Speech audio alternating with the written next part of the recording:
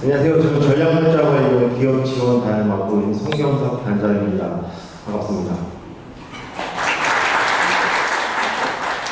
예, 아시다시피 지금 미국이 대중국 반도체 수출 통제를 조금 더 강화했습니다. 오늘은 그 내용에 대해서 개념 유치 내용이 무엇인지 제가 총 3가지 세션을 준비를 했고요.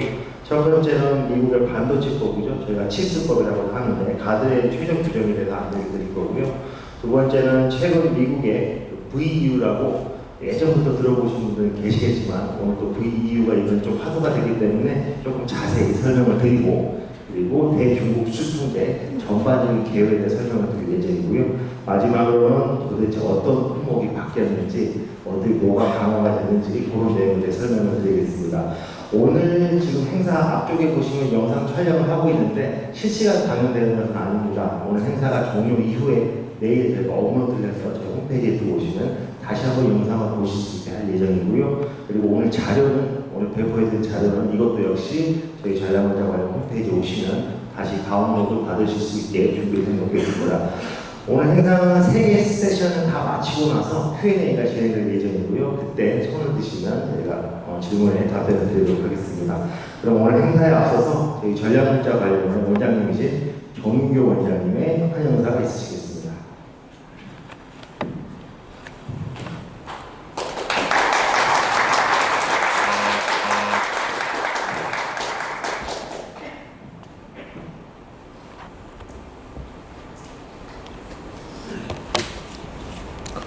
여러분 반갑습니다. 전략문자관리원 정인교 원장입니다.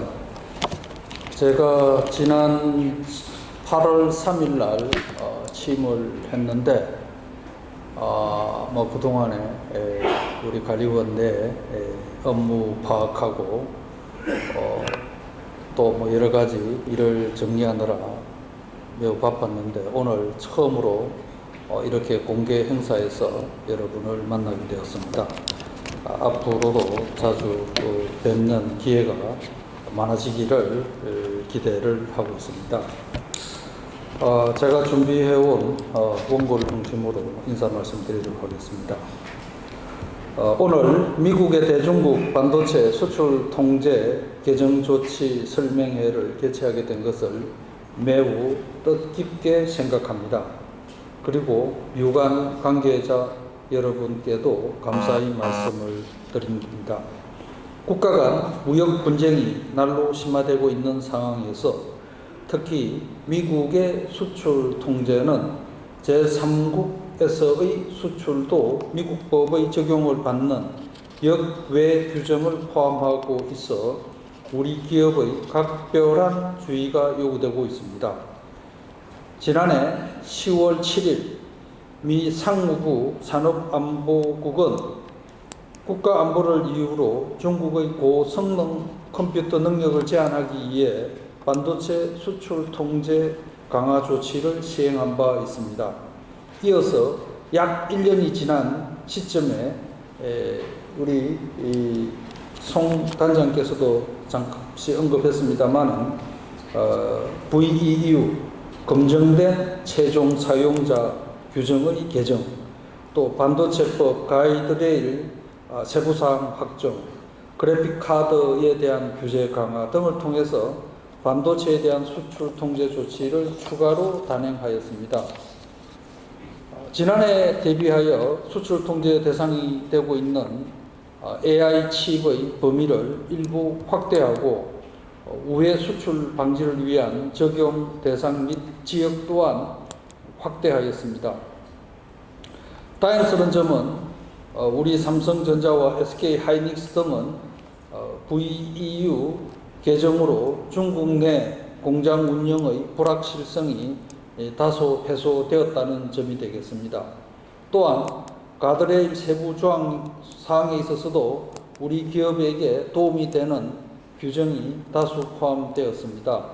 다만 우리 기업들로서는 여전히 중장기적으로 중국 내 사업 전략을 검토하고 규정 위반에 따른 불이익을 받지 않도록 최신 정보를 습득하는 등 발빠른 대응책을 마련하여야 할 것입니다. 오늘 설명회가 우리 기업의 부담을 들어드릴 수 있는 기회가 되기를 희망합니다. 참석자 여러분, 미중 간 기술 패권, 러시아 우크라이나 전쟁 등에 따라서 경제 안보가 핵심 화두가 되고 있고 공급망 안전에 대한 기업의 관심도가 점점 높아지고 있습니다. 전략물자관리원은 오늘날의 경제 안보 환경에서 미국을 위시한 세계 주요국의 강화되는 수출 통제 조치를 보다 면밀히 분석하고 우리 업계에 미치는 영향을 최소화하기 위한 노력을 앞으로도 지속하겠음을 약속드립니다. 감사합니다. 네, 정인규 원장님이 하양사하셨습니다. 바로 행사의 첫 번째 세션 진행할 예정이고요. 이번에는 미국의 반도체법 가드레일 최종 규정에 대해서 정책연구실의 홍현서 선생님이 발표를 해주시겠습니다.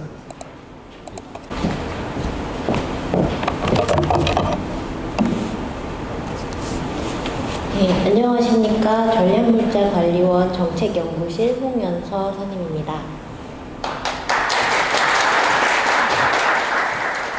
오늘의 첫 순서로 미국 반도체법의 가드레일 최종 규정에 대한 내용을 설명드리도록 하겠습니다. 최근 미국은 중국과의 기술 패권 경쟁에 따라 미국의 반도체 공급망을 재건하고 기술적 리더십을 유지하기 위해 다양한 법률을 제정했는데요. 그 중에서도 대표적인 사례가 반도체 과학법이 있습니다. 이 법은 2022년 8월 9일 바이든 대통령이 서명하면서 발효되었는데요. 이 법 중에 일부인 디비전 A가 The CHIPS 법으로 불리면서 미국 내 반도체 시설이나 장비에 투자한 업체에게 총 390억 불에 달하는 인센티브를 지원하는 내용을 포함하고 있습니다. 물론 세상에 공짜는 없기 때문에 이런 미국의 인센티브를 지급받은 업체에게는 반대급부로 미국이 생각하는 우려국의 이익이 되는 거래는 하지 못하도록 하는 조건이 부과가 되는데요. 이 조건이라는 것을 구체화한 것이 바로 가드레일 규정이라고 보시면 되겠습니다. 예를 들어 미국 정부가 미국 정부로부터 1억 불의 지원금을 받은 업체가 있습니다. 그러면 이 지원금을 받게 되면 원래 해외 투자에 사용하려고 했던 일부의 재원이 세이브가 되잖아요. 그럼 이 세이브된 재원을 중국의 군사 현대화 관련 사업에 투자한다거나 이렇게 하지 못하게 하기 위한 목적으로 이런 가드레일이 있다고 보시면 되겠습니다. 만약 인센티브 수혜 기업이 가드레일 규정을 위반하게 되면 인센티브가 전액 환수되며 이에 대한 내용도 가드레일 규정에 포함되어 있습니다. 칩스법이 2022년 8월 발효한 이후에 2023년 2월부터 미국 보조금 지원 기준 및 절차가 순차적으로 발표되고 있습니다. 국내 업체를 비롯한 세계의 유명한 여러 반도체 기업이 이 보조금을 신청한 것으로 알려져 있습니다. 보조금을 지급받으면 부과되는 조건에 대한 규정인 가드레일 규정 초안도 지난 3월 발표된 바 있고요. 이제 의견을 수렴해가지고 얼마 전인 2023년 9월 23일 가드레일 최종 규정이 발표되었습니다.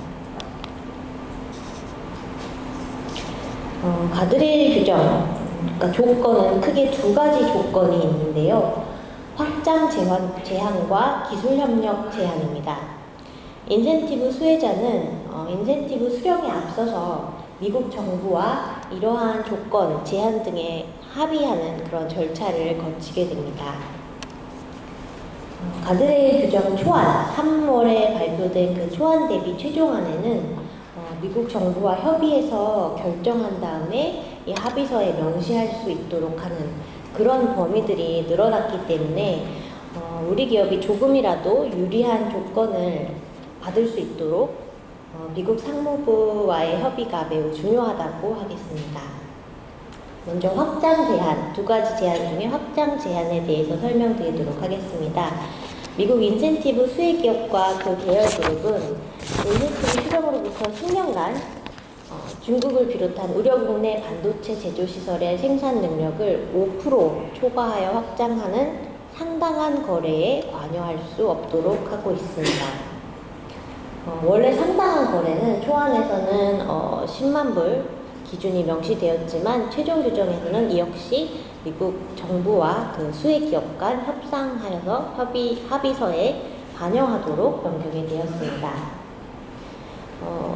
네, 5%이 기준이 기본이지만 예외가 있습니다. 예외가 역시 두 가지가 있는데요.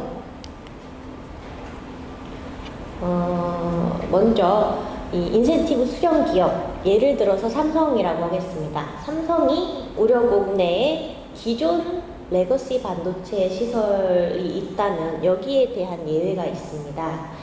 레거시 반도체는 여기 구체적인 사양이 적혀 있지만 이제는 최첨단으로 분류되지 않는 범용 반도체라고 보시면 되겠습니다.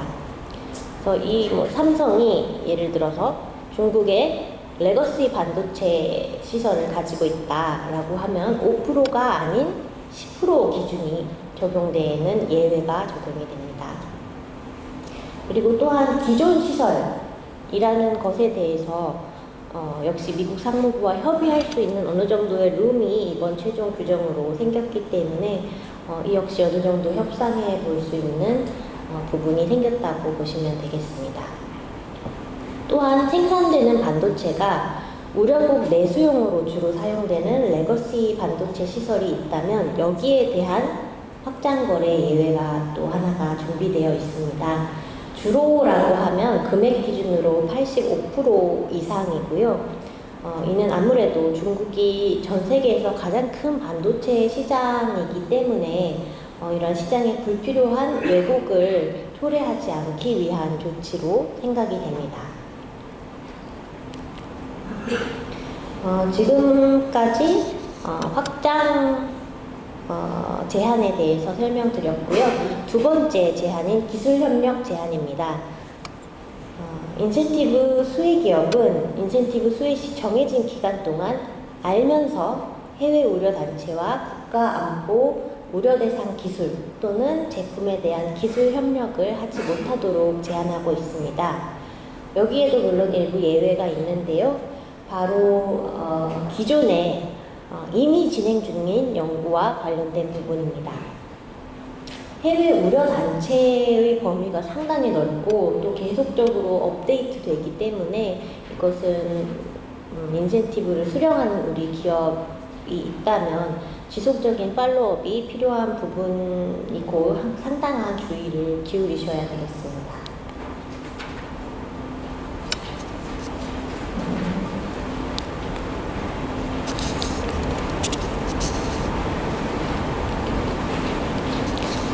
여기까지 가드레일 최종 규정의 주요 내용을 모두 말씀드렸고요. 오늘 이 자리에 오신 분들은 미국의 반도체 인센티브를 신청하고 이것을 받기 위해서 기다리고 계신 업체 분들도 계시겠지만 그 외에 그 반도체 분야 종사자들, 수출자 분들도 많으실 것이라고 생각이 됩니다. 그래서 일반 수출자들에게 이 가드레일 규정이 어떤 의미인지가 궁금하실 수 있다고 생각이 되는데요. 결론부터 말씀드리려면 일반 수출자들에게는 물론 가드레일도 의미가 있고 굉장히 중요하지만 첫 번째로 생각하셔야 할 것은 수출 통제입니다. 우리나라에서도 전략물자 수출 통제라고 해서 4대 국제협의체에서 정해진 산업용과 군사용으로 모두 사용되는 이중용도 품목에 대한 수출 통제를 시행하고 있고요. 미국 역시도 이러한 의미에서의 수출 통제, 재수출 통제를 시행하고 있습니다. 미국은 특히 이 수출 관리 규정 EAR이라는 규정을 통해서 미국에서 수출되는 품목뿐만이 아니고 미국에서 이미 수출되어서 제3국에 위치한 품목이 또 다른 제3국으로 재수출된다거나 혹은 미국산이 일정 기준 이상 포함된 외국산 품목을 수출된다거나 혹은 미국산 기술, 소프트웨어를 사용해서 만들어진 직접 제품, 요새 많이들 FDPR이라고 말씀하시는 그 부분까지도 미국산과 동일하게 취급을 하고요. 그래서 필요시 미국 상무부의 허가를 받도록 하고 있습니다.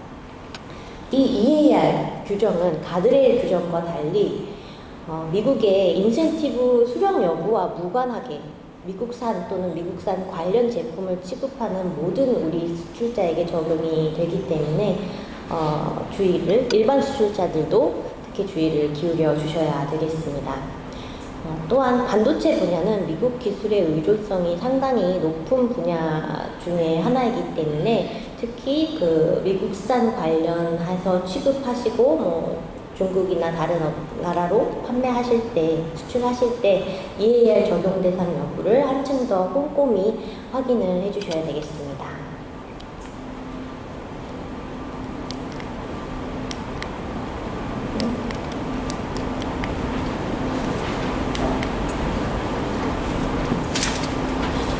슬라이드 하나만 올려주실 수 있어요?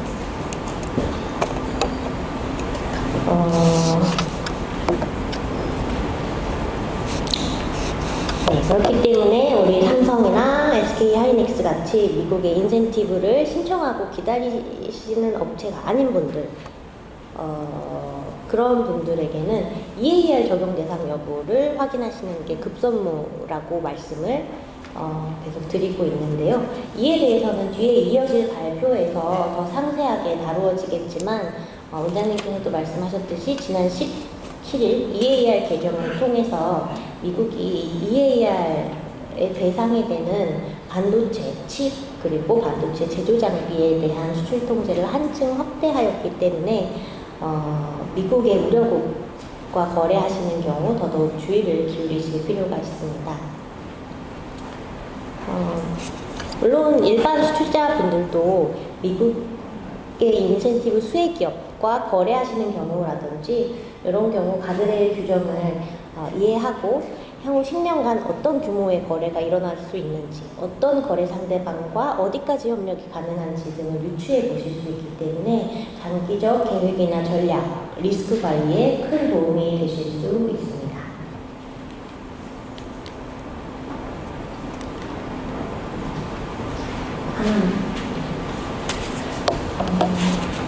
만약 오늘 참석하신 분들 중에 미국의 인센티브 수혜 받으실 기업에서 근무하시는 분들이 계신다면 이 가드레일 규정을 면밀히 숙지를 하시고 준수를 하셔야 됩니다.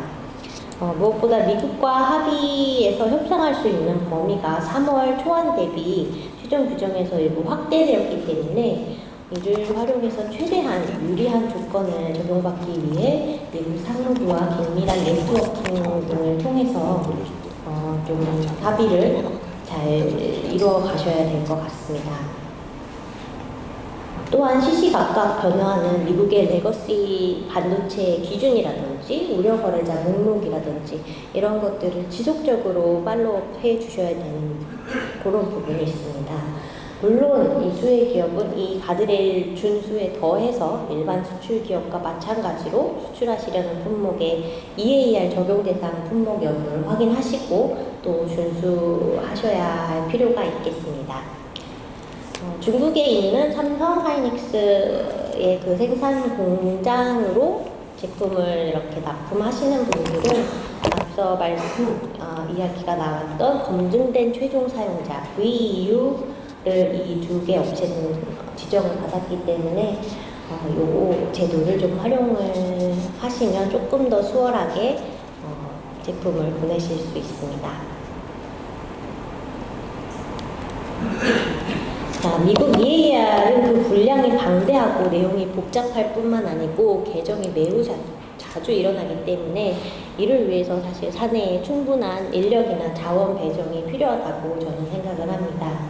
하지만 그러한 것이 쉽지는 않기 때문에 아주 중요한 동향의 경우 저희 전략물자관리원 홈페이지에서 되도록 신속하게 정리를 해서 이렇게 이슈 레포트 등의 자료를 발간하고 있으니 참고하여 주시면 되겠고요.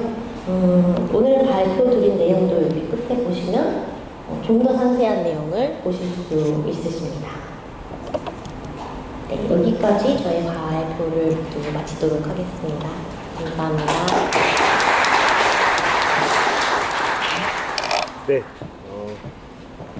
네, 홍현서 선생님이었고요. 다음 세션 바로 진행하도록 하겠습니다. 다음은 최근 미국의 VU 개정 동향과 미국의 대중국 수출 통제 개정 조치라는 내용으로 무역하고 연구센터. 네, 안녕하십니까. 전략자원위원회 최수홍입니다. 저는 최근에 미국이 삼성과 하이닉스에 대해서 발표한 VU 개정 조치하고 그 다음에 중국에 대한 반도체 수출 통제 개정 조치를 말씀드리도록 하겠습니다. 발표 자료가 좀 많이 바뀌었습니다. 그래서 인쇄본하고 좀 차이가 있으면 양해를 좀 부탁드리겠습니다. 먼저 미국의 VU 개정에 대해서 좀 말씀을 드리겠습니다.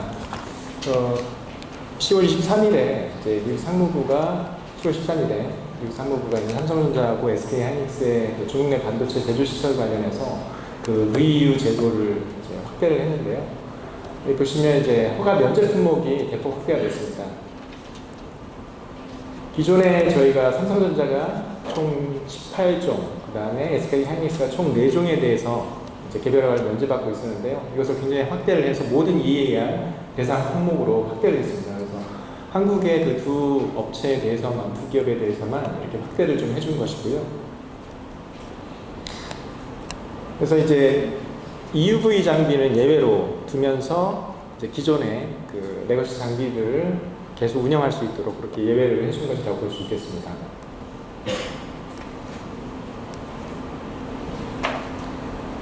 그러면서 이제 그 10월 7일에 발표했던 미국인이 이제 반도체 제조 관련 지원을 금지한다든지 이제 이런 것들을 일부 우리나라 기업에 대해서 예외 처리를 해줬기 때문에 역시 그 레거시 반도체 시설의 운영을 계속 할 수 있도록 허용해 준 것이다. 그렇게 보시면 되겠습니다.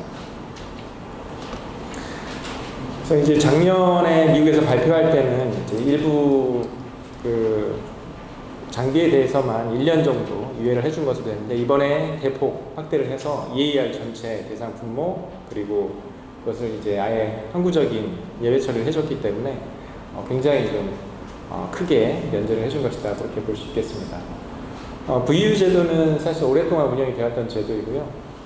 기업이 신청할 때 미국 정부가 일정한 요건을 심사해서 지정을 해주면 해당 품목, 그 다음에 해당 지역의 공장에 대해서 개별 허가를 면제해주는 그런 제도가 되고요. 아무리 VU를 지정을 받아도 미국에서 우려 거래자나 제재 대상으로 지정을 했다면 해당 대상자하고는 거래하실 수가 없고, 그 다음에 미사일 기술이나 범죄 통제 등의 사유로 통제되는 품목은 이 VU가 적용되지 않습니다. 현재는 중국하고 인도에 소재한 기업에 대해서 지정을 하고 있는 상황이고요. 네, 간단히 이 정도로 마치고요. 다음은 이제 미국의 대중국 수출 통제 개정 조치 이번에 발표된 거에 대해서 말씀드리도록 하겠습니다. 작년 10월 7일에 미국이 대중국에 대해서 크게 반도체 수출 통제를 강화했고 이번에 개정을 했는데요. 일단 기본적으로는 작년의 수출 통제 조치가 그대로 유지되면서 이것을 강화한 것이다 그렇게 보시면 되겠습니다.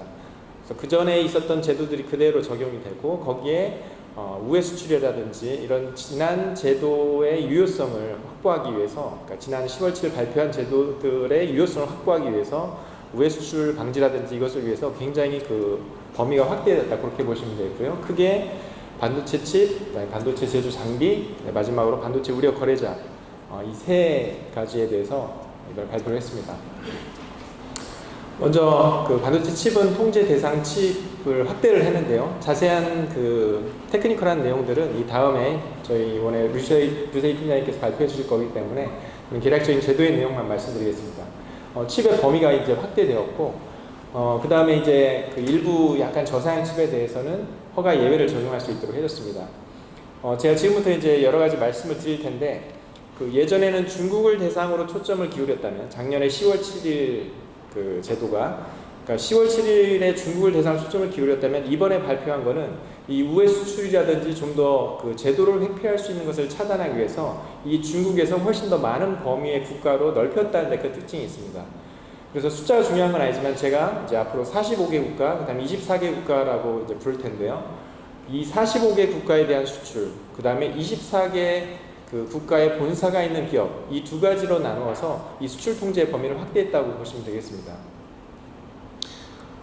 먼저 이제 국가, 제가 방금 말씀드린 거에 대한 그 국가에 대한 얘기를 좀 더 먼저 드리고 설명을 드리는 것이 이해하시기에 쉬울 것 같아서 이제 국가 그룹을 좀 말씀드릴 텐데요.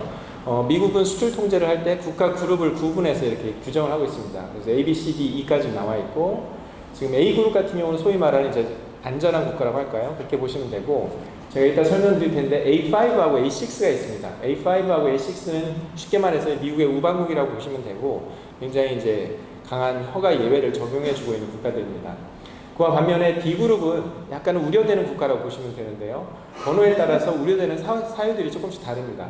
D1 같은 경우는 국가안보 우려국이라고 해서 예전에 동상권 국가들이 여기에 해당이 되고요.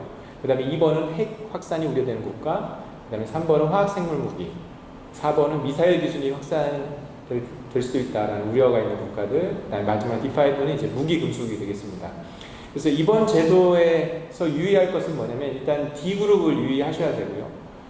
D그룹 같은 경우는 마지막에 D5가 무기금수국으로 돼 있고, 여기 이 무기금수국이 23개가 있고, 그 다음에 여기 마카오를 더하면 24개가 됩니다.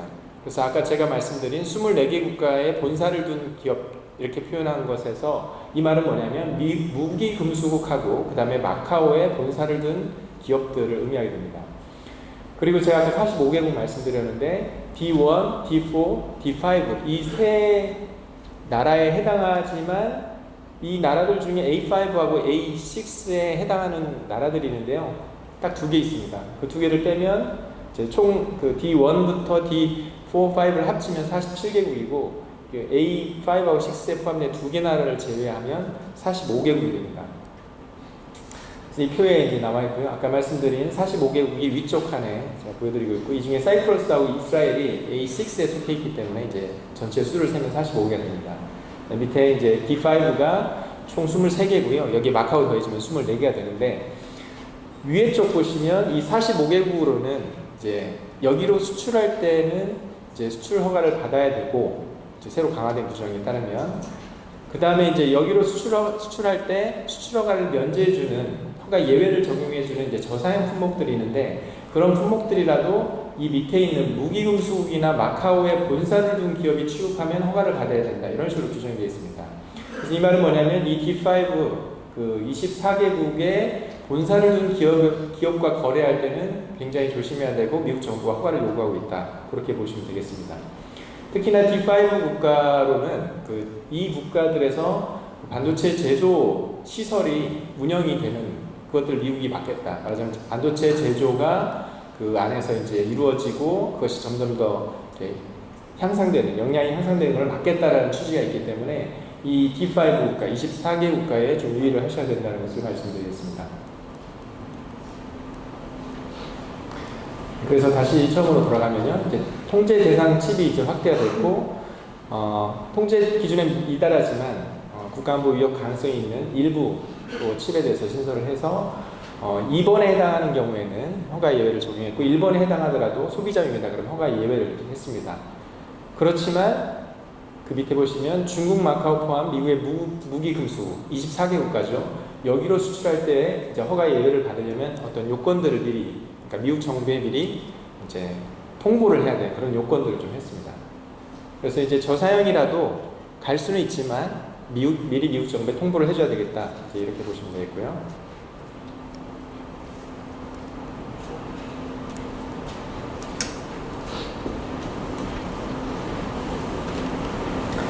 네, 그리고 이제 우회 수출을 방지하기 위해서 여러 가지 조치들을 했습니다. 여기 보시면 전 세계 어디로 가든지 수출 상대마하고 최종 모회사의 본사가 아까 말씀드린 24개국에 위치해 있다. 그런 경우는 이제 수출 허가를 받아야 되겠다라는 것입니다.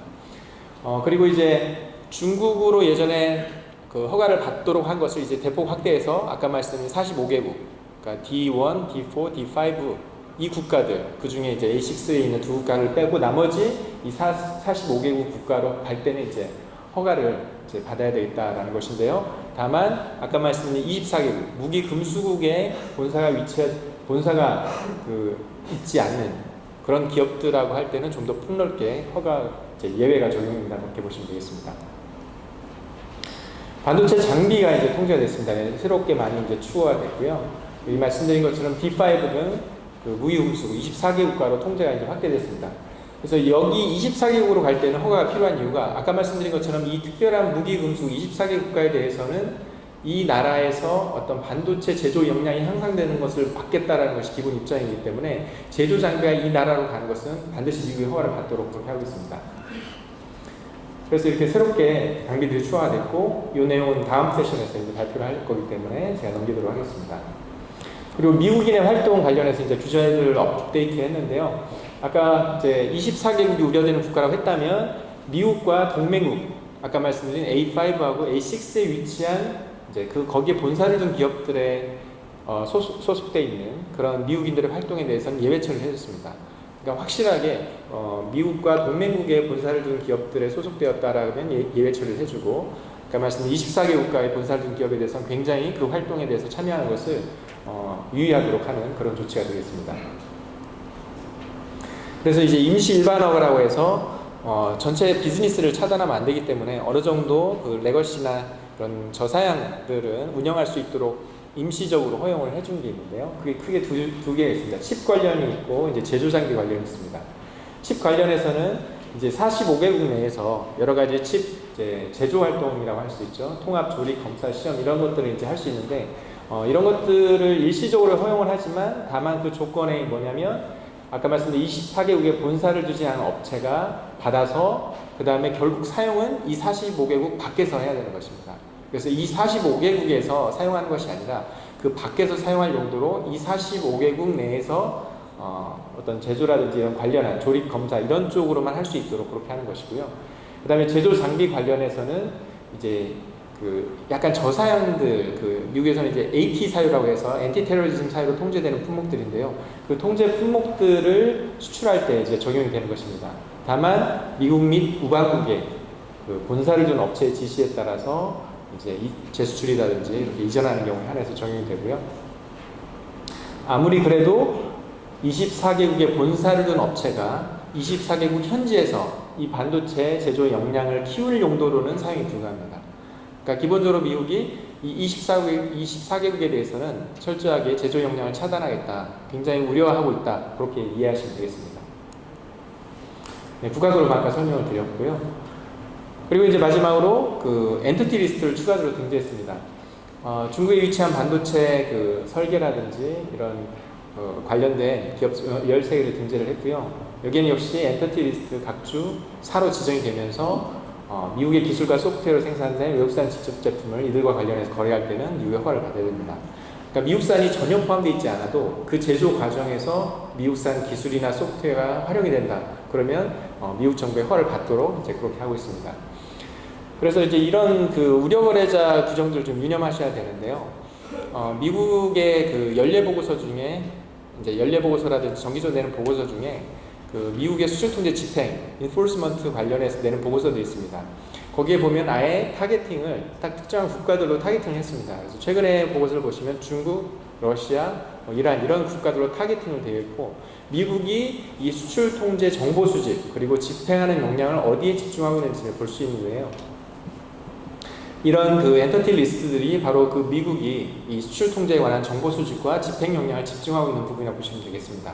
특히 최근에 이제 중국에 집중하고 있고 여러분 잘 아시는 화웨이라든지 SMIC라든지 YNTC라든지 이런 그 엔티티 리스트들에 여러분이 이제 관여가 되지 않도록 굉장히 주의하시는 게 필요하고요. 여러분의 거래에 있어서 이런 그 미국의 우려 거래자에 등재한 업체들이 관여되지 않도록 due diligence 여러분이 이제 확인을 하시는 것이 굉장히 중요합니다. 그래서 미국 정부가 이런 쪽으로 계속 정보 수집을 하고 있기 때문에 여러분이 어떤 대리점을 통해 수출을 하시든 어떤 다른 제3자를 통해서 수출을 하시든 이 최종 사용자라든지 그 거래 관계에 있어서 이런 그 우려 거래자들이 연루되지 않도록 사전에 작업을 잘 해놓으시는 것이 중요하고 그렇기 때문에 여러분이 그런 확인 작업을 해놓으셨다는 그런 레코드를 만들어 놓으시는 것이 중요합니다. 그래서 많이 들어오는 질문 중에 나는 그냥 정상적인 업체에 수출했는데 이것이 흘러서 우려 거래자로 흘러 들어갔다. 그럴 경우에 나의 책임은 어떤 것이냐라고 이제 문의하시는 경우들이 있는데 여러분이 그런 거래 계약이라든지 여러 거래 관계에 있어서 상대방에게 이 우려 거래자에게 흘러가지 않는다는 것을 확인했다라는 그 증명들을 여러분이 확보해 두시는 것이 필요합니다. 그래서 단순히 그냥 나는 정상적인 업체에 수출했다라고 만족하시면 안 되고, 이것이 우려거래자에 흘러 들어가지 않도록 만전을 기했다라는 것을 여러분이 증명하실 수 있는 것이 되게 중요합니다. 엔터티 리스트는 다른 규정들과 달리 나머지 두 개의 규정은 이제 30일간 유예 기간이 있습니다. 30일 후에 발효가 되는데, 이 우려거래자 규정은 예전에도 그랬지만 발표하자마자 바로 효력이 발생하기 때문에 굉장히 주의를 기울이셔야 되는데, 다만 이번에 이제 10월 17일 기준으로 이미 주문해서 그러니까 이송주인 것, 이미 이동이 시작됐다, 그런 경우에만 면제가 되고요. 이 발표된 즉시로 계약관계 더 이상 맺으시면 안 된다, 그런 점에 유의를 하셔야 되겠습니다. 그래서 엔터티 리스트는 발표가 되었으니까 리스트 참고하시면 되겠습니다. 네, 이상으로 발표를 마치도록 하겠습니다. 감사합니다. 네, 감사합니다. 저희가 중간중간에 약간 폰트도 좀 깨진 게 있고 좀 원활하지 않은데 제가 잠깐 컴퓨터 리세팅하는 동안에 잠깐 안내 말씀 드리겠습니다. 지금 영상은 아까 말씀드렸다시피 오늘 영상은 실시간 촬영이 아니고요. 영상은 내일 저희가 업로드해서 해드릴 예정이고요. 자료가 조금 다릅니다. 이 자료도 저희가 갱신해서 다시 저희 전략문자 관련 홈페이지에 올릴 예정입니다. 오늘 Q&A는 이번 마지막 세션 마치고 나서 바로 진행할 예정이고요. 손을 드시면 제가 저희 요원이 마이크 드릴 거고 그때 답변해 주시면 되겠습니다. 다음 세션은요, 미국의 반도체 분야 수출 통계 품목이 어떻게 바뀌었는지 구체적으로 안내를 해드리겠습니다. 저희 국제시장팀의 유세희 팀장입니다. 네, 반갑습니다. 저는 전략물자 관련 뉴스입니다. 제가 이제 발표드릴 내용은 반도체 분야 수출 통제 개정 내용 및 산업계 영향이고요. 지금 이렇게 사진에 첫 번째 이 장에 보이는 이 사진들에 나와 있는 제품들이 요번 조치에 의해서 이제 해당이 될 수 있는 그런 내용들입니다. 그래서 첫 번째 사진이 AI 칩이고, 적층 성장 장비, 시각 장비, 그리고 마지막에 이제 BUV 노광 장비. 그래서 간단하게 이제 미국의 조치 내용에 대해서 설명드리도록 하겠습니다. 슬라이드는 총 4가지의 이제 목차로 구성을 했습니다. 개요를 먼저 설명드리고, 그리고 AI 반도체, 다음으로 반도체 제조 장비, 그리고 산업계에 미치는 영향과 우리 기업들이 주의해야 할 사항, 그렇게 말씀드리도록 하겠습니다. 우선 개요를 말씀드리겠습니다. 이번 이제 조치를 이해하기 위해서는 2022년 10월 7일의 조치를 정확하게 이해하고 그 연속선상에서 근본에 개정된 내용이 어떤 것인지 그렇게 접근하는 것이 필요합니다.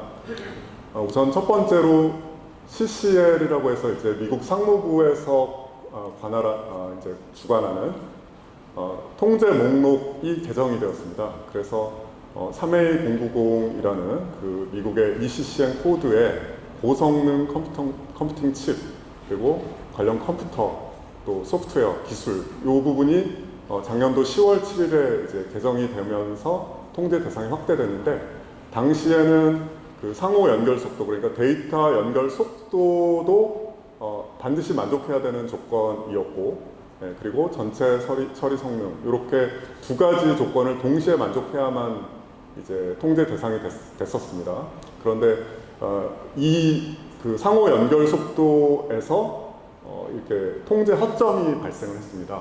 그래서 그 부분을 이제 해결하기 위해서, 보완하기 위해서 이번에 개정이 있었고요.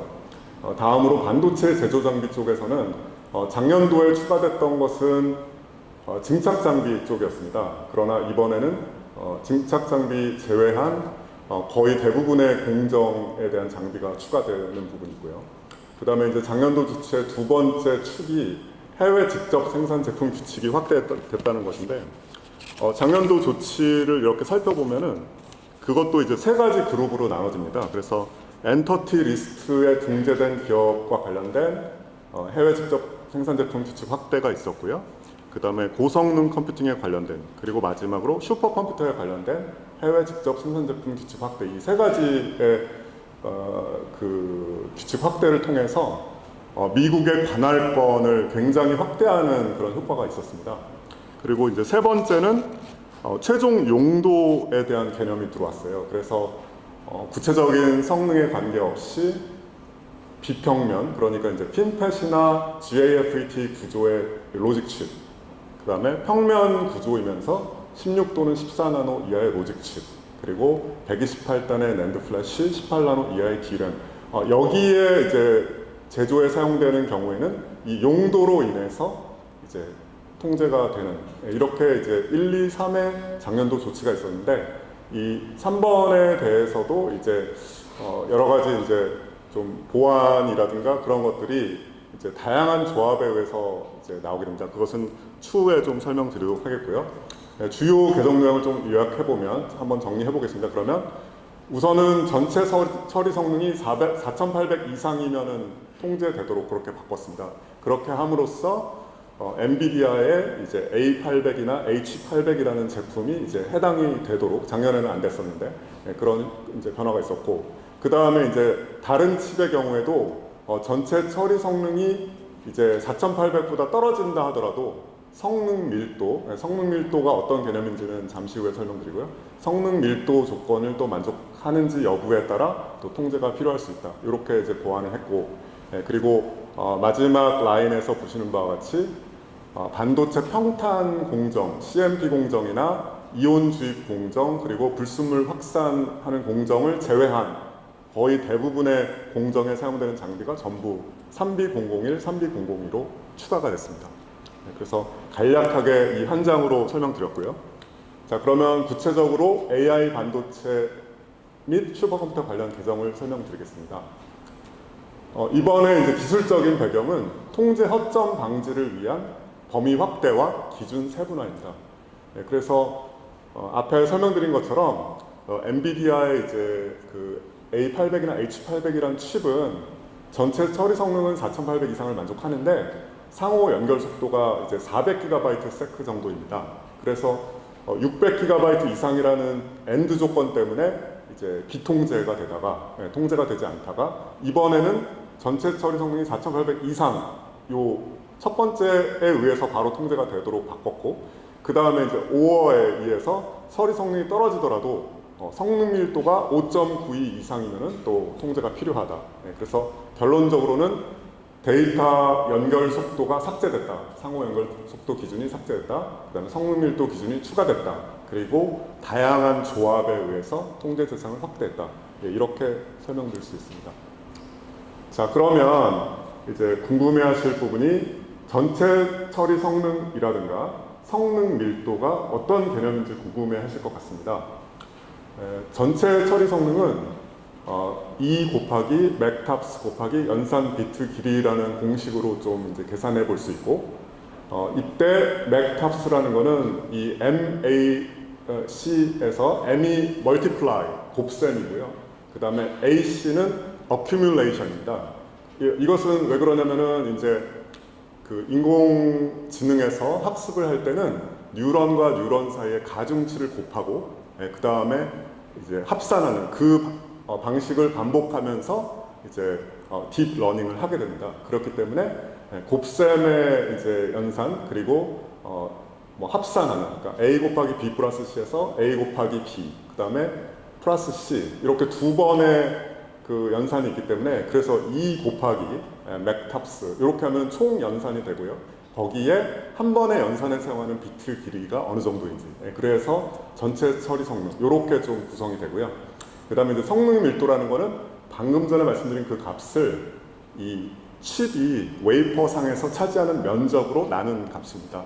그래서 이 보통 이제 그 GPU 칩은 100에서 400 제곱밀리미터 정도의 그 웨이퍼 상의 면적을 가지는데 그 면적으로 전체 처리 성능을 나눴을 때 5.92 이상인지 이런 식으로 이제 계산을 할 수가 있겠습니다. 네, 그래서 대략적으로 설명드렸는데 지금 이제 경우의 수가 나눠지다 보니까 통제가 아예 해당되지 않는 그런 경우, 예를 들어서 직접 회로가 데이터 센터형이 아니고 전체 처리 성능이 4800이 안 된다. 이 경우에는 아예 통제 예외입니다. 다음으로는 통제는 되는데 허가가 필요한 경우가 있고요. 통제되는데 허가도 면제되는 경우가 있습니다. 그럴 경우에는 이제 보고 정도 하면은 되는 그런 부분이 있습니다.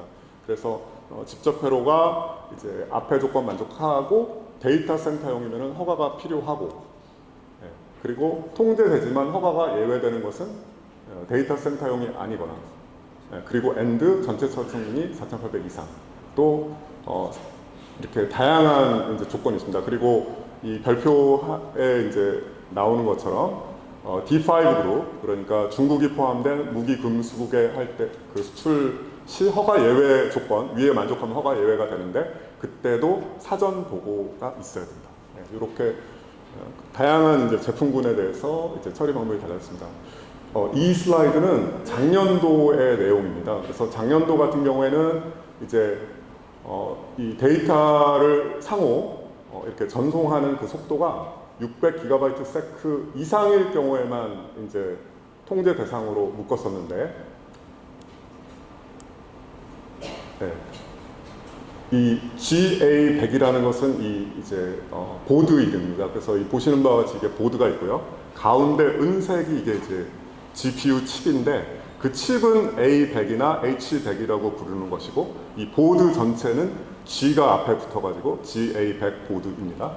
네, 그래서 이 A100이나 H100의 경우에는 이 FP32, 그래서 데이터 길이 그 비트 길이가 32이고요.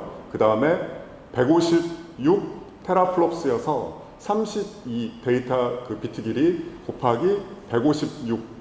여기서는 맥탑스를 안 썼기 때문에 연산 그 성능인 156을 그대로 곱하면 4,992가 나와서 4,800을 초과합니다. 네, 그리고 이 경우에는 여기 보시는 바와 같이 600GB/s 조건도 만족하기 때문에 작년도에 이제 해당이 됐었습니다. 네, 그리고 방금 전에 그 해당되는 그 보드, 칩, 그것을 포함하는 컴퓨터가 또 이제 통제가 됐었습니다. 네, 그런데 제가 앞에 말씀드린 것처럼 A800, H800 제품의 경우에는 400GB/s가 이제 통제 기준값, 이거 잘못 썼네요. 600GB/s를 만족하지 못해서 통제되지 않았는데 이번엔 그 기준값이 아예 삭제됐기 때문에 이제 통제가 되는 것입니다.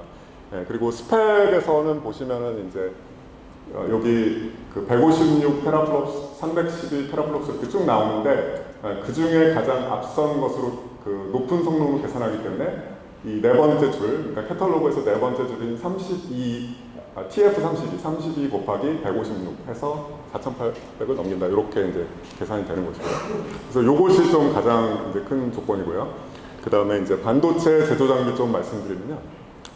반도체 제조 장비는 우선 이제 그 컨트롤 리스트 자체가 좀 변동이 있는 부분을 먼저 말씀드리겠습니다. 그러니까 최종 용도나 그 해외 직접 제품 생산 규정을 논하기에 앞서서 컨트롤 리스트 자체가 변동이 됐습니다. 그래서 그 부분이 이제 390에서 규정하던 것을 3B001 및 3000002로 이렇게 재배치를 했고, 거기에서 이제 통제되는 것은 우선 이제 3차원 구조를 갖는 트랜지스터의 이제 형태, 예를 들어서 핀펫이나 GAFET의 경우에는 전체입니다. 네, 전체이고, 네, 그 다음에 14, 16나노는 이제 평면 트랜지스터인데, 이제 어떤 분들께서는 이제 14, 16을 왜 이렇게 병기하는지 말씀 주셨는데, 이것은 잠시 후에 그 다음 슬라이드에서 설명드리겠습니다. 네, 그래서 이 최종 용도에 의해서 그 이제 비평면 또는 14, 16나노 이렇게 통제되는 영역이 있고, 그 다음에 컨트롤 리스트 자체에서 노광시각 증착 세정이 추가된 그런 부분이 있고, 그 다음에 각각의 리스트에 대해서 이 미국의 관할권이 미치는지를 이제 결정하는 디미니스 룰에도 적용 그 비율이 달라집니다. 그래서 DUV 중에 이제 오버레이 값이 얼마인 경우에는 이 미국의 그 부품이 들어가기만 하면 적용, 그러니까 0%부터 바로 적용. 그리고 나머지 장비에 대해서는 뭐 25% 이상 들어갈 때 적용. 이렇게 좀 디테일이 있고요. 네, 그리고 이제 여러 가지 이제 다양한 그 제도상의 좀 이제 조건이 있습니다. 제가 이제 방금 전에 다음 페이지에서 설명드린다고 한 부분을 좀 설명드리겠습니다. 우선 IRDS라는 것은 이제 International Roadmap for Devices and Systems의 약자입니다. 그래서 국제 디바이스 시스템 로드맵 조직에서 이제 정의한 이제 기술 로드. 그런데 16 또는 14 이것은 처음에는 이제 채널 길이였고요. 그러다가 이제 게이트에 이제 포기됐다가 지금은 이제 뭐 금속과 금속의 피치의 절반 뭐 이 정도로 이렇게 이제 개념이 진화되어 왔는데 삼성과 같은 경우에는 이제 14나노 공정이라고 소개하는 그 동급의 기술이 인텔에 의해서는 16나노라고 또 표기되기도 해서 그래서 16 내지 14라고 표현이 이제 되어 있는 것입니다. 예, 그리고 이제 앞에 그 16, 14, 128단, 18나노 요거는 최종 용도에 대한 부분을 말씀드리는 것이고 그 다음에 아래쪽에 이제 나와 있는 것은 이제 통제 리스트 자체에 변동이 있는 부분을 말씀드린 것입니다. 그래서 12개의 카테고리가 나와 있는데 앞에 말씀드린 것처럼 이온 주입이나 불순물 확산, 그다음에 그 웨이퍼 평탄화 공정을 제외한 대부분의 공정에 사용되는 장비가 요번에 이제 컨트롤 리스트에 추가가 됐다. 이렇게 이제 설명드릴 수 있겠고요. 그 구체적인 내용은 이제 이와 같습니다. 그래서 적층 성장 장비, 건식 식각 장비, 그 다음에 습식 식각 장비, 노광 장비, EUV 마스크 장비, 펠리클 해서 이제 어닐링 장비, 세정 장비까지. 그래서 뭐 거의 대부분의 장비, 앞에 말씀드린 한 3가지 정도 공정을 제외한 거의 대부분의 공정에 해당 장비가 들어왔고, 그 다음에 이제 표를 보시면은 작년도에는 어디에 위치해 있다가 올해는 뭐 3B0.P로 이동했다라든가 아니면 요거는 새로 들어온 거거든요. 새로 들어온 거고 이제 작년에 있다가 옮긴 것도 있고 전혀 이제 새로 들어온 것도 있고 네, 그렇게 이제 구성이 되어 있습니다. 그거는 좀 이제 디테일을 좀 보시면 되겠고요. 이게 좀 잘 안 넘어가네요. 예, 예. 그리고 증착 장비는 작년도에 이제 있었는데 그것이 좀 더 이제 위치 이동이 3B001로 옮겨지고 또 추가가 됐다는 점. 예, 그래서 디테일한 내용은 다음 슬라이드에서 설명드리겠습니다. 자, 먼저 첫 번째 이제 사례가 그 적층 성장 장비인데요. 여기에는 이제 실리콘부터 해서 뭐 탄소 도핑된 실리콘 계열 아니면 에피텍시아 이렇게 이제 나와 있는데 이 해당 장비가 뭐 얘가 이런 것이고요. 사진에 나와 있는. 그런데 이 하부 그 항목에 온도 조건이나 압력 조건이 또 있습니다. 그래서 그런 조건들을 만족하는 경우에 이제 적용이 된다. 이렇게 이해하시면 되겠고요.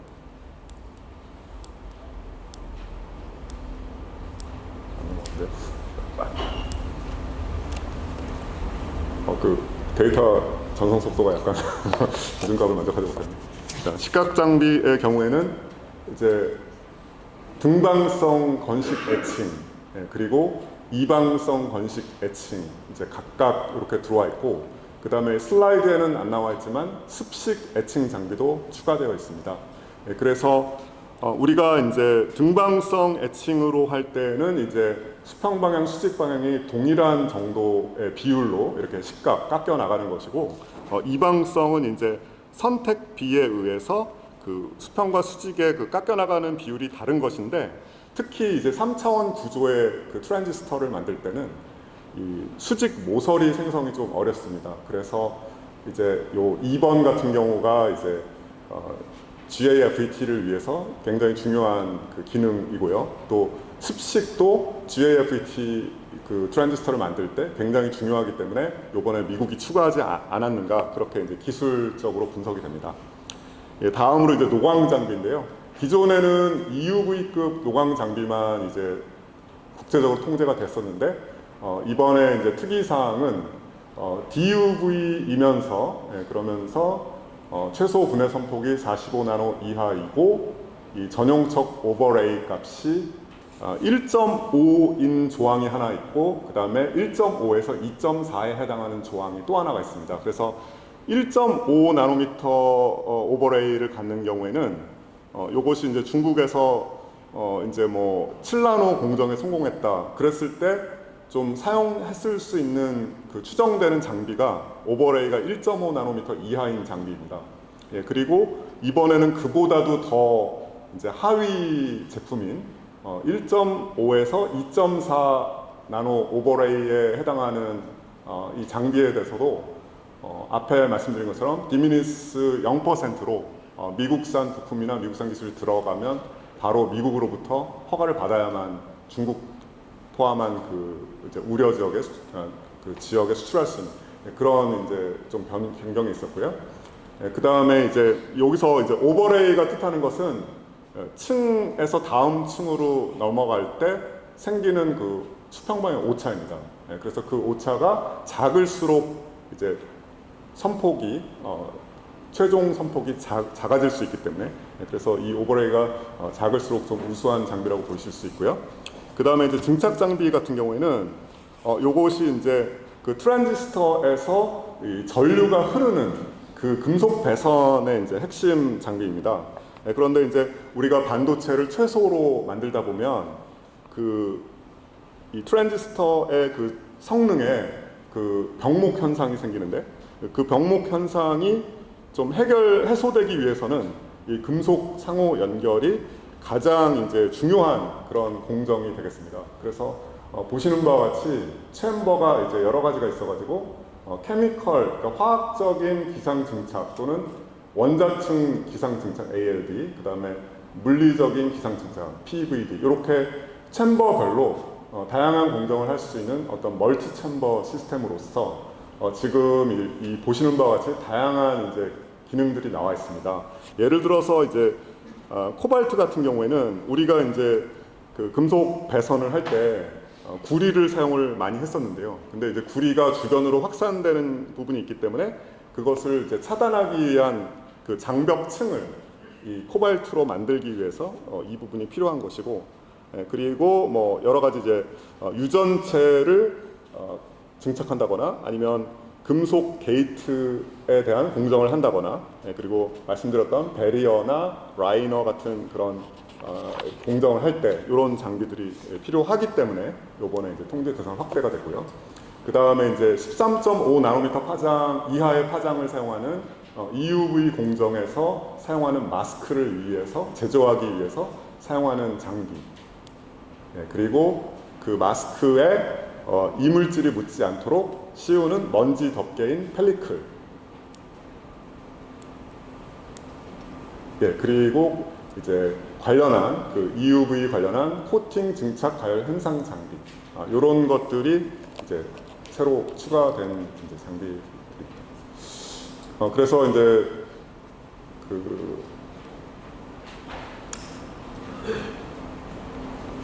산업계 영향을 좀 설명드리도록 하겠습니다.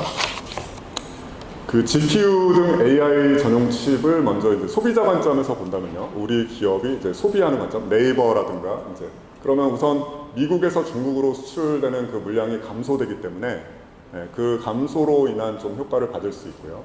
그 다음에 이제 우리가 이제 AI 칩을 만드는 생산자 관점에서는 현재로서는 좀 이제 만족되지 않는 상황이지만 중장기적으로 우리가 이제 이번 기준을 만족하는 제품들이 이제 생산되고 이제 개발될 예정입니다. 그런데 그런 것들이 이제 앞으로 중국으로 갈 때 좀 영향을 받을 수 있다. 근데 이제 영향을 받으려면 미국의 그 관할권이 이 제품에 이제 미쳐야 되는데 관할권이 미치는지에 대해서는 좀 이제 세부적으로 따져봐야 된다. 그래서 이번 같은 경우는 A800이나 H800이 비해당이어서 비통제가 되지 않다가 통제가 되게 됐다. 이렇게 좀 요약 드릴 수 있고요. 다음으로 이제 그 장비, 반도체 장비에 관련해서는 소비자 관점에서는 이제 지금 미국뿐만 아니라 네덜란드나 일본도 독자 통제에 들어갔기 때문에 이제 사안별로 허가를 취득, 예를 들어서 Validated End User 이제 삼성하고 하이닉스 취득했죠. 그래서 중국 내 공장으로 수입할 수 있고요. 그 다음에 이제 우리 그 기업들이 생산자 관점에서 우선 미국 기업이 중국으로 수출하는 그 물량이 감소됩니다. 그리고 만약에 미국의 관할권, 그 제도의 관할권이 우리 제품에 미친다면 우리가 이제 중국으로 수출을 할 때 좀 영향을 받을 수 있다. 이렇게 설명드릴 수 있겠습니다. 2020년도에 이제 화웨이 제재가 시작됐는데 그때는 이제 한 개 기업에 대해서 그 해외 직접 제품 생산 규정을 확대해서 적용하는 형태였습니다. 그런데 이제 그것이 이번에 이제 조치가 개정되는데 우선 2022년도를 먼저 설명드려야겠죠. 그래서 2020년도 화웨이 제재 이후에 2022년도 10월 7일에 중국 전체에 대해서 적용되고 그 통제 리스트가 개정됐고 다양한 FDPR, 엔터티 리스트, 고성능 컴퓨팅, 슈퍼컴퓨터의 FDPR, 그 다음에 최종 용도, 반도체 제조, 비평면, 16, 14 로직, 128단 랜드, 18나노 이하 DRAM 이렇게 1, 2, 3의 그 변화가 있었고 이번에는 그 1, 2, 3 이외에 다양한 이제 보완 조치가 나왔다 이렇게 이해를 해주시면 되겠고 그리고 앞에 이제 슬라이드에서는 말씀드리지 않았지만 우려 거래자에 대한 조치가 강화됐습니다. 그래서 미국에서 이제 증빙자를 요구를 했을 때 거기에 대해서 대응하지 못하면 엔터티 리스트에 추가될 수 있는 등 그런 이제 조치가 강화됐다는 점이 이제 미국의 이제 지금 변화 내용이고요. 그래서 이제 마지막으로 말씀드릴 수 있는 거는 중국 내에 이제 타 기업 그러니까 엔터티 리스트 기업뿐만 아니라 중국 내 엔터티 리스트에 없는 타 기업으로 수출한다 하더라도 첫 번째로 수출품이 미국의 수출 통제 대상에 해당하는지 다음으로 해당 거래의 최종 사용자나 사용 용도가 미국 상무부의 허가를 요하는 거래인지 면밀히 확인이 필요합니다.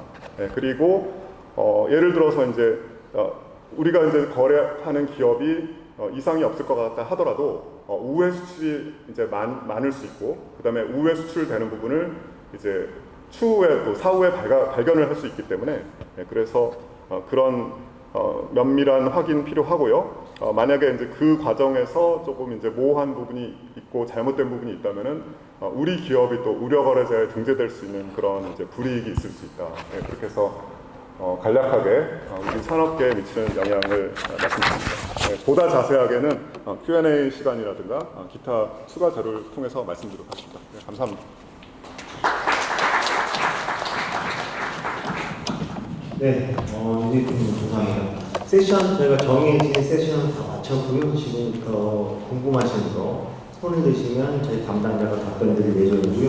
오늘 특이하게도 저희 한 100분 정도 신청을 하셨는데 거의 한 반 이상이 오후에 컨설팅을 받으시겠다고 신청을 하셨어요. 그래서 1시 반에 오시면 담당자가 배정되고 그때 또 안내를 드릴 예정이고요. 공개적으로 질문이 가능한 질문 있으시다면 질문해 주시면 되겠습니다.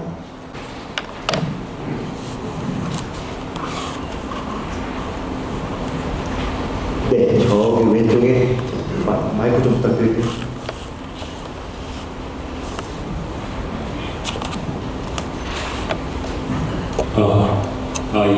그 VU 제도를 활용을 하게 되면 혹시 삼성이나 SK 쪽 중국 반도체 공장에도 AI 반도체 칩을 수출이 가능하다고 합니다. 네,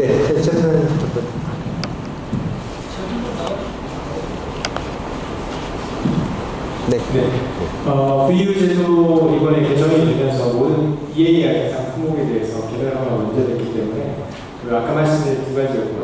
우려 거래자에 해당한다든지 최종 사용자 우려 거래자든지 아니면 이제 미사일이나 이런 쪽으로 통제되는 것이 아니라면 아까 말씀하신 삼성이나 SK하이닉스로 가는 것은 이제 개별화가 문제되는 그런 상황을 보시면 되겠습니다. 네, 그렇습니다. 네. 네, 질문하실 때 혹시 가능하시다면 소속을 좀 말씀해 주시면 저희가 좀 작성에 좀 참고하겠습니다. 네, 저 뒤쪽에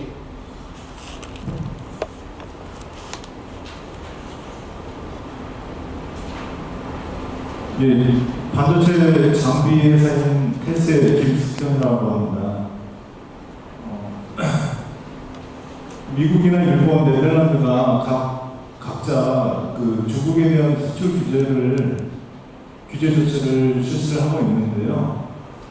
이 규제 조치가 국가 간에 체결되거나 합의된 그런 내용이 아닌데다가 그리고 우리나라 같은 경우는 여기에 그 지역으로 볼 수 있는데 그런데도 불구하고 이 나라 기업들이 지금 실시하고 있는 그런 조치에 따라서 그런 조치를 따라야 되는지 아니면 그거와 무관하게 처리를 해도 되는 건지 그게 하나 궁금하고요. 그리고 우리나라에서도 미국, 일본, 네덜란드처럼 그런 수출 규제 조치에 대한 그런 검토를 진행을 하고 있는 내용이 있으신지, 예, 그 두 가지를 여쭤보고 싶습니다. 네, 질문 두 개 주셨고요. 첫 번째는 우리나라 여객 규정, 해외 여객 규정 관련해서 준수 관련해서 질문하셨고요. 또 하나는 한국도 추가적인 조치를 진행 중이냐, 준비하고 있느냐, 두 가지 질문하셨고, 답변은 저희가 홍현 선생님 부탁드립니다. 첫 번째 질문에 대해서 제가 답변을 드리도록 하겠습니다. 네덜란드, 일본 같은 경우는 여객 적용이 되는 규정이 없습니다. 물론 계약하실 때 어떤 조건이 있을 수는 있는데 법령에 따른 여객 조건이 있고요. 다만 미국 같은 경우에는 아까 말씀드렸다시피 미국산이거나 미국산이 포함되었거나 혹은 생산하실 때 미국산 기술이나 소프트웨어를 사용하셨거나 이렇게 미국 관련 제품의 경우에는 미국의 EAR 규정을 따라야 하게 되어 있습니다. 네.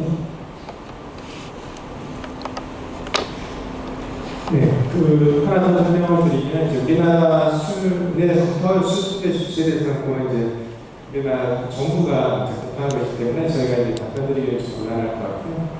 그다음에 아까 VU 제도 말씀하신 거 관해서 일단 EAR의 전 대상 규모를 확대는 좋지만 삼성이나 하이닉스로 갈 때 랜드라든지 디램 생산에 필요한 EAR 대상 규모 그렇게 돼 있기 때문에 이제 실제 품목이 정말 거기에 필요한데 그거는 좀 확인하셔야 된다는 거, 네, 그렇게 좀 확인해 주시면 되겠습니다. 네, 감사합니다. 예, 또 질문 있으시면, 예, 없으시면 제가 좀 질문 좀 하나 드려도 될까요? 아까 다 세 개를 다 봤는데 일반 기업인이시라고 좀 질문하시고자 하는 내용도 있을 것 같아서 제가 대표적으로 한번 질문 드리겠습니다. 가드레일 규정 아까 말씀하셨는데 지원금을 받았어요. 받은 다음에 위반했습니다. 그럼 환수한다고 되어 있는데 환수 이후에 우리가 그 제재 대상으로 등재가 되는지 아니면 여타에 또 제재가 되는지 그런 게 좀 궁금하더라고요. 답변 좀 부탁드리겠습니다. 네, 환수 조치가 시행되고 그것만 환수되는 게 아니고 이자까지도 환수가 됩니다. 그리고 만약에 이 환수가 정해진 기간 동안 이루어지지 않는다면 이게 법목으로 넘어갈 수도 있는 상황이라고 규정에는 적혀 있고요. 다만 말씀하신 우려거래자는 그렇게 등재되느냐 이 부분은 규정하고 있지 않기 때문에 그 부분 우려거래자에는 등재되지 않는다라고 답변을 드릴 수 있습니다. 감사합니다. 네, 감사합니다. 네, 많은 질문 있으실까요? 네, 좀 중간에 마이크 좀 부탁드릴게요.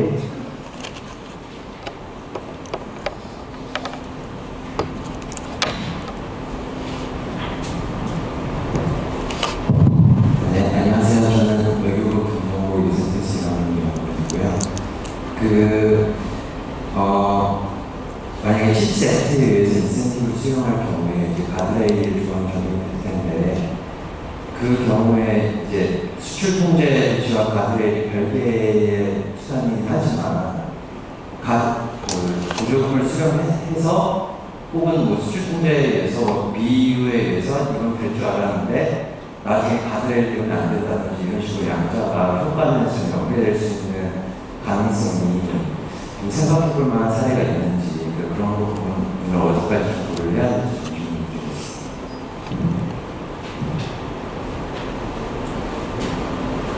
좀 네, 확실히 오버래핑 되는 부분이 있기는 있습니다. 하지만 이 상당한 거래, 확장 제한에 대한 상당한 거래가 금지되는 것이고요. 상당한 거래 기준이 지금 업체별로 이 상목과 합의하도록 되어 있기 때문에 신청된 금액 이상의 거래를 SK나 보조금 수의 기업이 하는 경우에는 요원이 금지 예상되고요. 가드레일은 수의 기업 차원에서 걱정을 하고 관리를 해주시면 되는 거고, 수출자 같은 경우에는 사실 이해해야 할 부분만 조금 신경 써서 보시면 되는 부분이라고 보시겠습니다. 수의 기업은 가드레일과 이해를 모두 한꺼번에 준수하셔야 됩니다. 네. 답변 되셨죠? 네. 또 질문 있으시면 제가 답변을 드리도록 하겠습니다. 없으면 또 사회자 대표로 한 번 더 하겠습니다.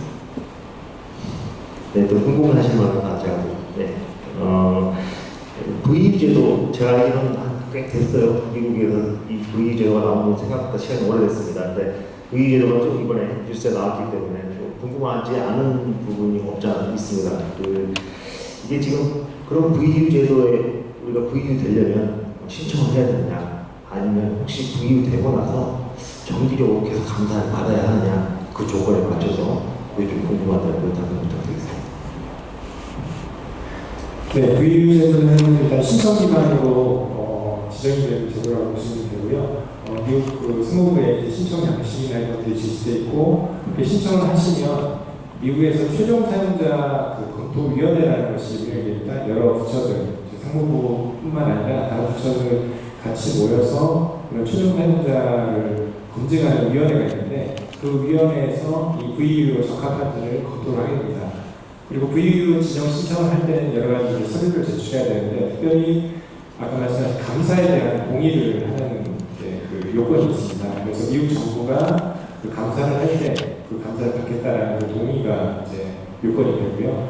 미국 정부는 전 세계 상무부의 그 수사관들이 파견되어서 그 해당 지역에 대한 미국산 품목이 그 지역에 가서 적합한 용도, 합법적인 용도로 사용되고 있는지를 이제 계속 수시로 확인을 하고 있습니다. 중국에서 이제 국경에 미국 상무부의 수사관들이 주재하고 있고요. 그래서 현지에 실제 현지에서 미국에서 수출된 품목들이 합법적인 용도로 사용되고 있는가를 계속 검증을 하게 되는데, 이 VU도 마찬가지로 그런 검증을 받는데 이제 동의를 하는 것입니다. 그래서 미국 상무부에 올라간 그 VU 관련한 FAQ에 보면 정기적으로 이제 VU 업체들하고 미국 상무부랑 이제 어떤 교류를 하게 되느냐, 감사를 받게 되느냐 이런 질문들이 있는데, 처음 그 VU제 도입한 지 한 3년 정도는 정기적으로 이제 미팅을 했다고 합니다.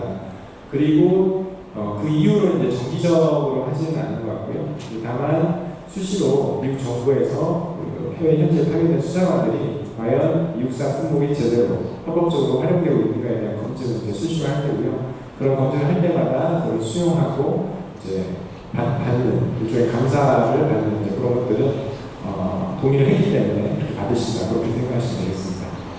추가로 전 세계에서 그러면 미국의 VU를 받는 기업들은 미국의 관보를 볼 수 있을까요? 어떻게 확인할 수 있을까요? 예, VU 지정 업체들은 미국 EAR에 공지가 되어 있고요. 그래서 미국 EAR 보시면 그 VU 지정된 그 기업, 지역, 그다음에 어떤 품목들이 VU를 활용할 수 있는가가 표로 적용되어 있습니다. 그걸 확인하시면 등록하실 수 있습니다. 네, 감사합니다. 네, 저기 중간에 질문자 있으면.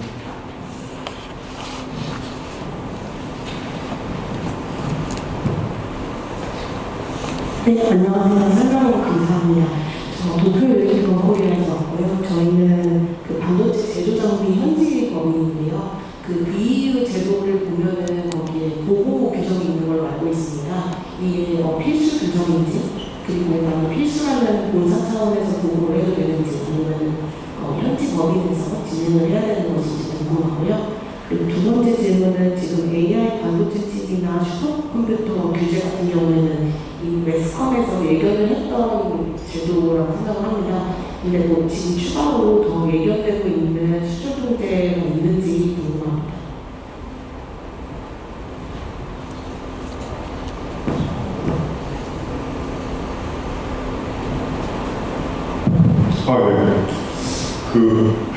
네. 품목 관련해서 좀 먼저 답변을 드리겠습니다. 지금 이제 추세를 보면 2020년도에 하나의 주제가 들어왔고, 22년도에 17주체가 있었고, 23년도에 11주체가 나오면서 공정 전체로 확대되고 이렇게 되고 있어서 지금 방향성은 이제 이렇게 통제 범위가 확대되는 방향이긴 한데 그렇지만 실제적으로 이제 향후에 어떤 대상으로 통제 범위가 확대될지에 대해서 좀 정확한 예측은 어렵습니다.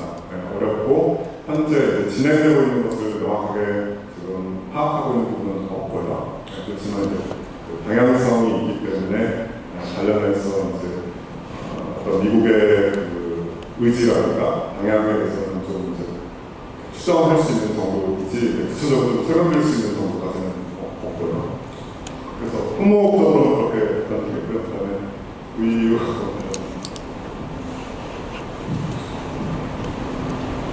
네, 그 VU 관련해서 이제 보고 요건 들어가 있고 그 보고는 맞아 개별 허가를 놓지 않은 거기 때문에 사전 허가는 받지 않지만 실제 선적하고 수술했을 경우에는 이제 그것을 개별적으로나 또는 이제 묶어가지고 보고를 하도록 비요건이 되어 있습니다.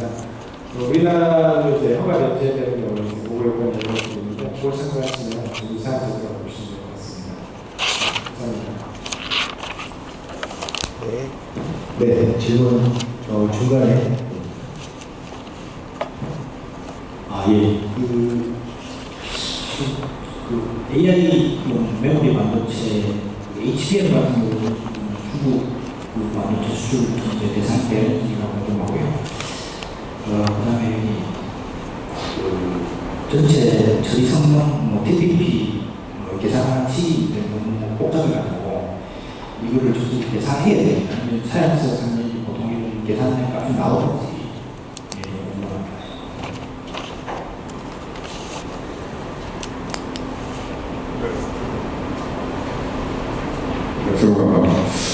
HBM의 경우에는 지금 이제 해당되지 않습니다. 해당되지 않고, 그 다음에 이제 두 번째 해당되지 않는 것이 이제 그 기준을 만족하지 못하기도 하고 또 메모리이다 보니 이것이 처리 성능이라든가 이런 어떤 파라미터를 적용하기에 부적절한 제품이기도 하고 그렇게 이제 말씀드릴 수 있겠고요.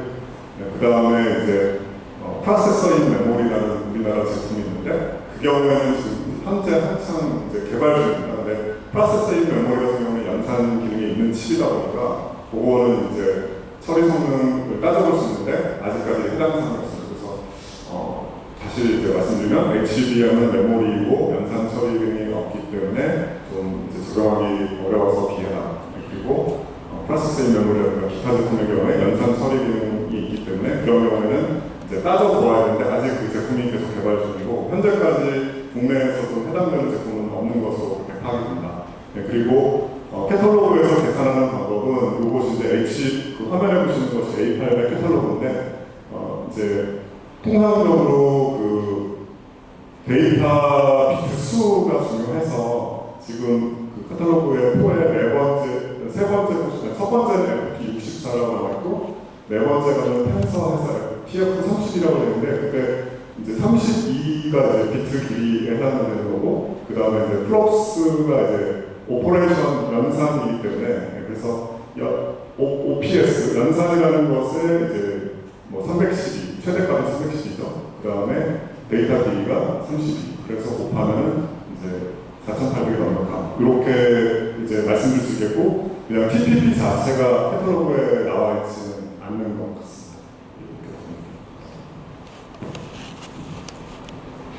네, 방금 말씀하신 슬라이드 있습니다. 참고하시면 될 것 같고요. 오늘 자료하고 저희가 실제로 배포해드린 자료하고 슬라이드 자료가 좀 달라요. 다른 걸 저희가 개정해서 저희 홈페이지에 올려드릴 예정이고요. 질문이 없으시면 제가 마지막으로 질문 하나 더 드릴 테니까요. 지금 상호 연결 속도가 성능 밀도로 바뀌었습니다. 이제 그냥 반도체 하는 사람이 이해하기에도 이렇게 바뀌면 도대체 뭐 어떤 수치가 좀 알만한 수치가 얼마나 올라가는 정도 수준이냐라고 쉽게 말씀해 주실 수 있을까요? 제가 말씀드리겠습니다. 근데 앞에 설명드린 것처럼 그 TPP 값이 칩마다 나오잖아요. 연산 처리 기능이 있는 칩의 경우에. 그런데 이제 그 웨이퍼상에서 그 칩이 차지하는 면적이 있고 통상적으로 이제 그래픽 처리 칩인 GPU의 경우는 100제곱밀리미터에서 400제곱밀리미터 정도의 분포가 되어 있습니다. 그래서 PPP를 약 100으로 나눈 값이 이제 성능 밀도가 되겠고, 그것이 5.9를 초과하는지 그렇게 좀 이해하시면 네. 네. 마지막으로 질문을 받고자 하는데 없으시면, 네. 예, 오늘 1시 반부터는 바로 이 자리에서 개별적으로 한 50개 이상 신청을 하셨어요. 오늘 다시 식사를 하시고 이 자리에 오시면 개별적으로 안내를 해드릴 거고요. 너무 많이 지금 신청을 하셨기 때문에 저희 전략문자 관련해서 전문가들이 지금 대거 오고 있습니다. 다 안내를 해드릴 예정이니까 식사하시고 1시 반까지 오시면 될 것 같고요. 오늘 저희가 준비한 행사는 여기까지 해서 오전 1부 세션을 마치고자 합니다. 오늘 이른 시간에 행사에 참여해 주셔서 감사합니다. 이것으로 마치겠습니다. 감사합니다.